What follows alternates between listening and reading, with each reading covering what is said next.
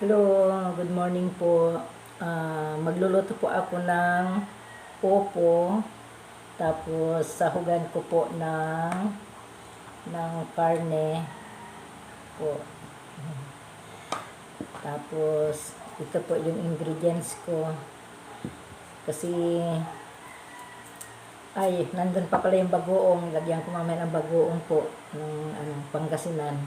Kasi dito po kasi sa Zamboanga, wala pong, hindi ko po kursunada yung yung bagoong na dito, pati yun sa Basar. Pero meron po nagbebenta dito sa amin ng, dyan sa mga Ilocano rin po, nagbebenta ng bagoong na galing Lingayen. So, kahit na medyo mahal po, pero bumibili po ako dahil mas gusto ko po 'yon mas gusto ko po yung bagoong po ng Ilocos po talaga.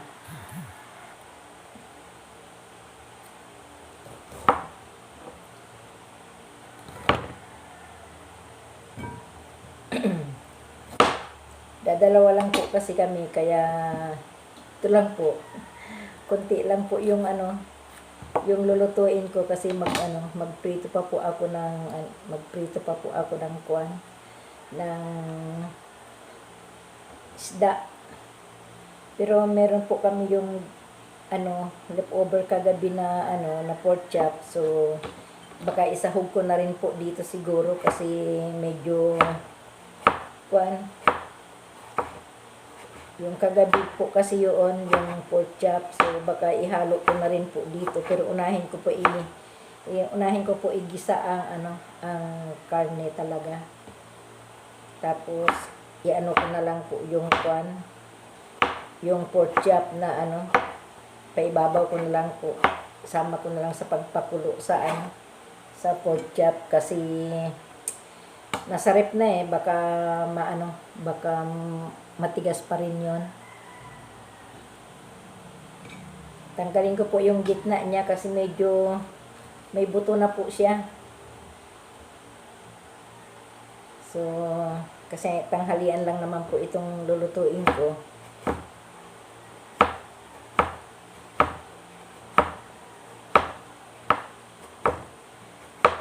Nung una po talaga, nung bago pa lang kami ng asawa ko, hindi po talaga ako marunong magluto ng ng kahit anong kwan ng ulam. Yun lang, mga laga-laga lang siya noon, mga ang niluluto ko, kaya hindi man po ako marunong magluto.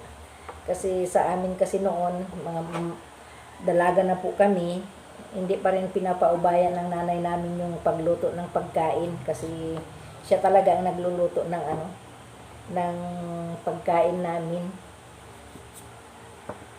Siyang nagluluto ng ulam. So hindi ako natuto magluto. Dito na lang po nung nag-asawa na po ako, syempre kahit na hindi po ako marunong, talaga pong inaaral ko po talaga magluto kasi ganoon naman po talaga pag may asawa. So, yung mga nabibigyan ko po kasi sa amin kasi uso kasi po yung kung ano yung lulutuin mo, magbibigay ka sa kapitbahay. So, yun din po ang ginagawa ko dito noon dito sa Zamboanga. So, gaya noon, bago pa lang kami dito sa Zamboanga, hindi ko po alam na sa mga Muslim po, hindi pala sila kumakain ng baboy.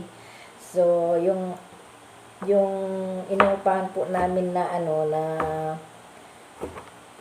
apartment. So, yung sa katabi po namin, Muslim yun. So, syempre, bilang pakikipagkaibigan, binigyan ko po sila ng ng laga na baboy. So, naintindihan man din po niya kasi hindi ko po alam noon na ang karne ng baboy ay hindi pala pwede po sa kanila. So, todo sorry po ako noon sa kanila kay 1980 po, nandito na po kami sa Zamboanga. So, ang inaano ko na lang noon, magbakasyon na lang po sa amin kasi noon libre man po ang ano, noong nasa serbisyo pa po ang asawa ko, hindi po kami sumasakay ng ano, hindi po kami sumasakay ng ano ito, yung mga commercial flight. Hindi po sa ano po kami sumasakay sa C-130 sa military plane. Doon po kami sumasakay kay libre. So, yun lang din po ang kagandahan ng ano sa military kasi pag military yung asawa mo, dependent ka ng military, libre ang ano, libre ang pagsakay. Basta meron ka lang po dependent ID sa military, dependent na ikaw katunayan na dependent ka ng asawa mo, yung ID ng military, yun po ang ano, kaya libre. Pero nung nag-retired na yung asawa ko po, nag-retired na yung asawa ko, doon na ako nag-umpisa magsakay sa sa commercial flight kasi syempre yung sa kasi sa C-130 sa military plane, priority na yung mga mga dependent ng mga active. So pero malaking tulong noon yun sa amin kasi tapos pag yung umuwi ako, nagpapaturo ako talaga sa nanay ko paano magluto. Kasi nakakahiya sa asawa ko na hindi ako marunong magluto, walang lasa. So, yun, nagpaturo ako sa nanay ko, madali lang naman palang matuto. Kaya pag yung nagluluto ako noon, nung meron ng mga cellphone, nung may cellphone na po, pero kuwan pa lang, mga call, wala pa yung mga touchscreen.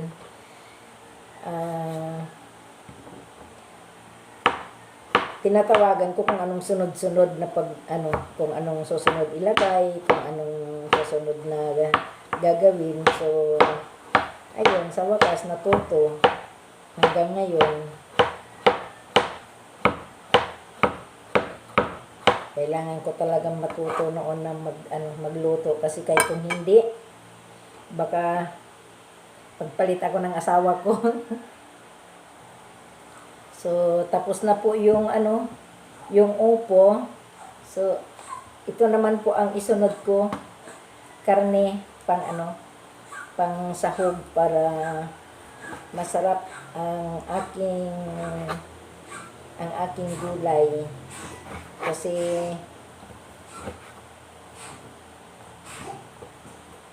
yung asawa ko kasi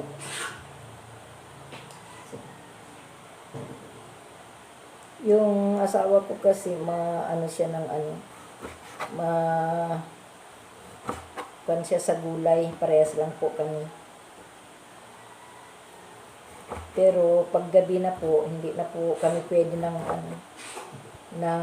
gulay kasi naman po ang senior citizen ay mahina na po ang pangtunaw. So, ayun lang.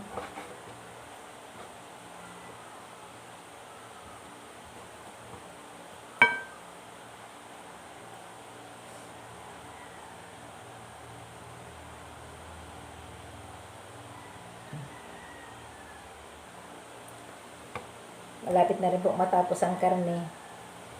So, sunod ko naman yung sibuyas, bawang. So, nagpabili pa ako ng kamatis sa asawa ko, so wala pa. Kasi naubusan po ako ng kamatis. Mahal po kasi yung kamatis dito ng kilo, pati sibuyas, mahal po. So, ito naman po ang susunod ko po. Sibuyas, bawang. Ito po, may bawang pa po dito. Pagdating na lang po, hindi ko may video yung kamatis kasi bumili pa yung asawa ko.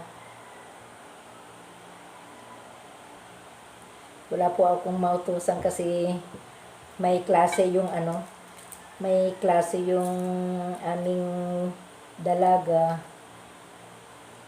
yung ano, yung beneficiary namin sa na estudyante. Tumutuloy siya dito kung minsan kasi nga pag yung malayo rin kasi yung bahay nila, so mahirap papasok sa bahay nila yung paggabi na dito na talaga siya mag-uwi sa akin. So pero pag meron siyang mga kailangan i-search sa sa niya, so dito sa bahay siya kasi may laptop man ako. So ayun, ganun talaga po pag gusto talaga ng bata na mag-aral, kailangan tumulong kahit na papaano, kasi wala man tayong wala man ibang asikasuhin, wala naman ibang kahit na kunting pagtulong lang po ay masaya na rin po ako, kasi mas maganda talaga yung nakakatulong kahit papaano. Hindi man natin maibigay ng todo, pero nandun yung suporta. So mas okay na rin po yun, na kahit papaano makatulong sa kahit na anong paraan, basta kayang tutulong po, maliban na lang kung wala talaga. So okay po, thank you. Hanggang dito na lang po ang aking